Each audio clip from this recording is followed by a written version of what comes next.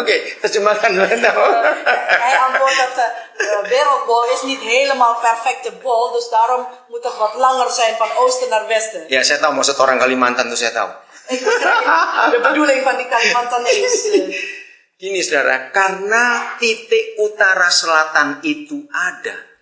De punt van de noord en zuid, dat bestaat. Jadi kalau Papa di surga membuang dosa kita dari utara ke selatan. Dus stel je voor, onze papa in de hemel, die gooit onze zonden weg van de noordelijke punt naar het zuiden. Masih ketemu dong. Je kan het nog vinden. Tapi kalau timur ke barat, kejar terus gak ketemu-ketemu itu. Maar van het oosten naar het westen, je kan het niet terugpakken. Amin. Amen. Artinya apa? Wat betekent dit? Iya, tak terhingga, dia melupakan. Het is ontelbaar hoe hij ons vergeeft en vergeet. Bayangkan, Zonde van Papa ons. kita seperti itu. Zo'n papa hebben we. Terus kalimat berikut. Lijkt zich een vader. Bukan, ayat Zover 12. het oosten is van het westen, zover doet hij onze overtredingen van ons. Ya, begitu jauhnya, so fair. Wah, luar biasa. Het is ongelooflijk ver.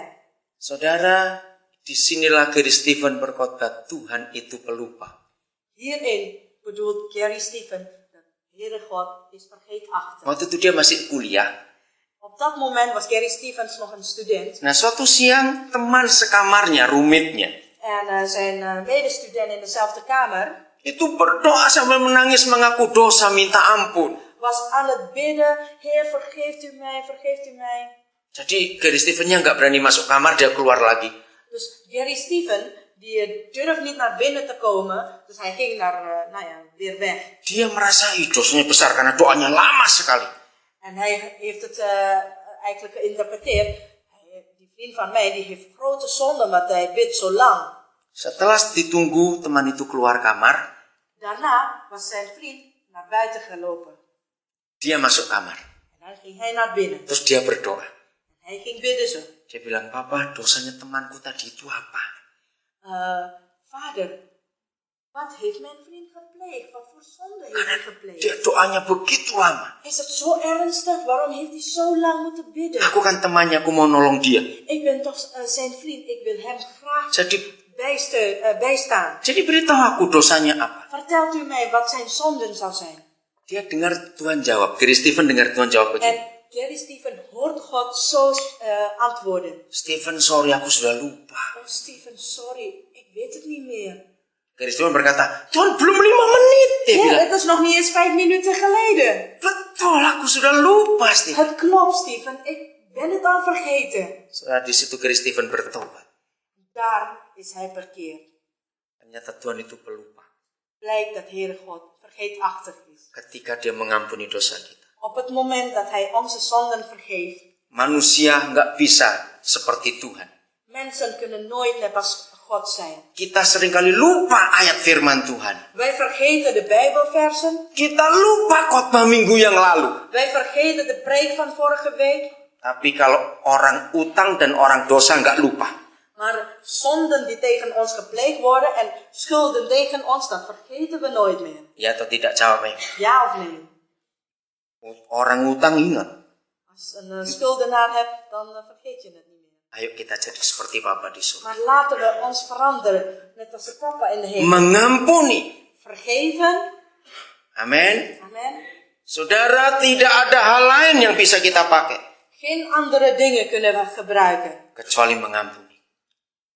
behalve vergeven. Supaya kita jumpa Bapa di surga. Zodat wij onze papa in de hemel mogen ontmoeten. Ayat tadi 1 Yohanes 1:9. Dat vers van 1 Johannes 1 vers 9. Dengarkan hal ini. Luister naar dat vers. Karakter Tuhan itu vertrouwen. Dat is de karakter van onze papa. 1 Yohanes 1:9. Dia setia. 1 Yohanes 1:9. Vertrouwen. Indien wij onze zonden belijden, hij is getrouw en rechtvaardig. Nah, karena dia setia, maka itu dia mengampuni. Hij is getrouw, daarom vergeeft hij ons. Suami istri, Mannen en vrouwen, selama kita hidup sebagai suami istri, zolang wij getrouwd zijn, masalah akan tetap terjadi. problemen zal zich voordoen. Maka itu perceraian bukan jalan keluar. Daarom is scheiding nooit een uitkomst. Karena kita harus saling mengampuni. Want we moeten elkaar vergeven. Nah, di sini saya belajar tentang bahasa Belanda, saudara. Daarom leer ik de diepte van de Nederlandse taal. Saya bersyukur Tuhan bisa memberi saya hikmat itu. Ik ben de Heer zo dankbaar voor dit wijsheid. Dan saya kagum.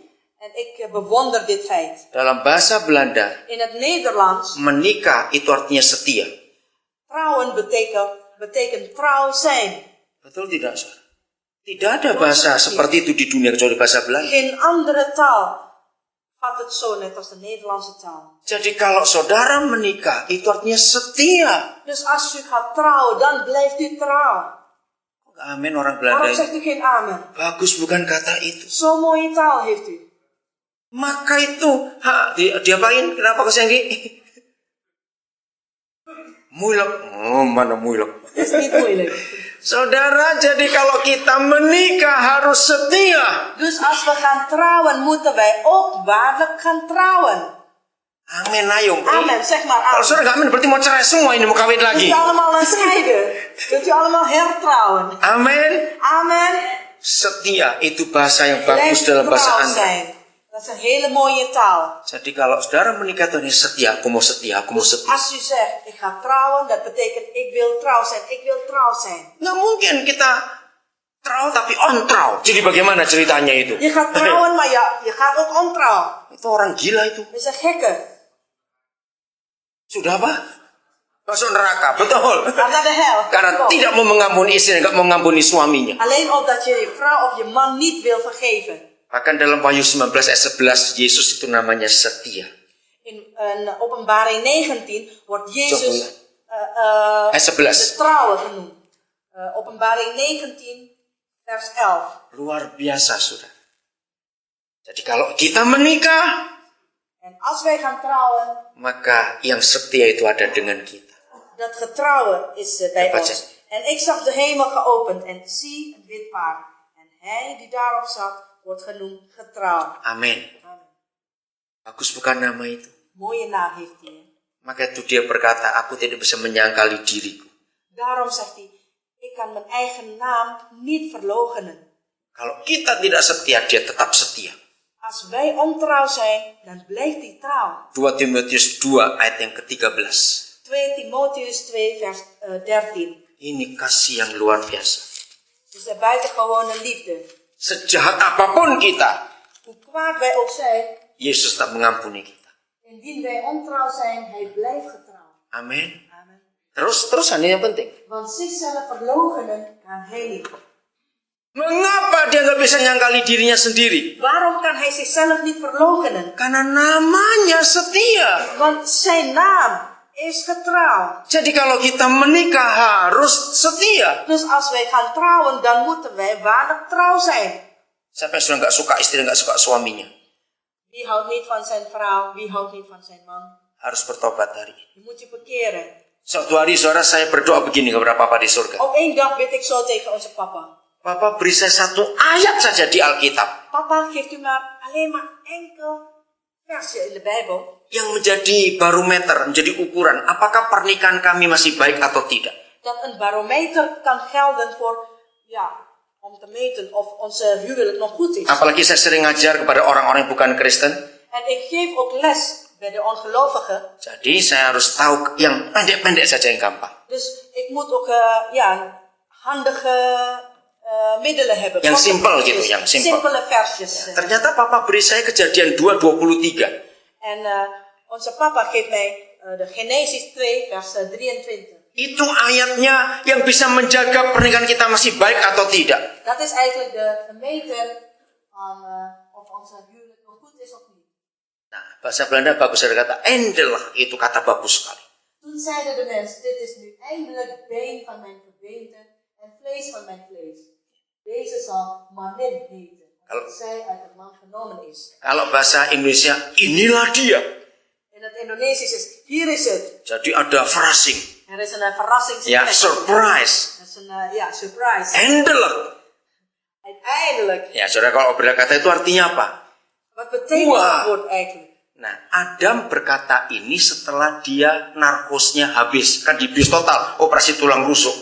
nadat zijn narcose uitgewerkt heeft, dus nadat zijn rib genomen werd, Nou. is hij ontwaakt. Begitu dia bangun, En op het moment dat hij wakker wordt, tiba-tiba ada perempuan di situ. blijkt dat naast hem ligt een vrouw. Selama itu kan nggak pernah lihat orang dia. Hij heeft nog nooit andere mensen gezien. Cuma lihat embek, lihat Hij sapi, cuma lihat kijken, apa. Oh, ini binatang en semuanya. al die dieren. Tiba-tiba ada orang. En plotseling is er een mens. Surprise, saudara. Wat een verrassing.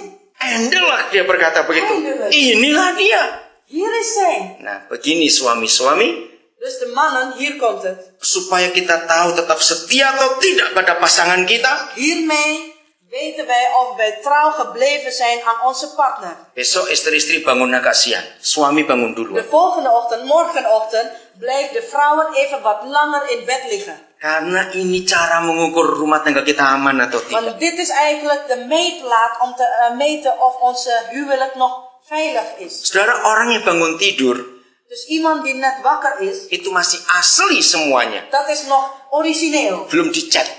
Nog niet gepolijst. Baunya juga masih asli. De stank is nog origineel. Nah, begitu suami bangun, Zodra de man ontwaakt, ini yang sudah menikah setahun lebih, 2 tahunan begitu ya.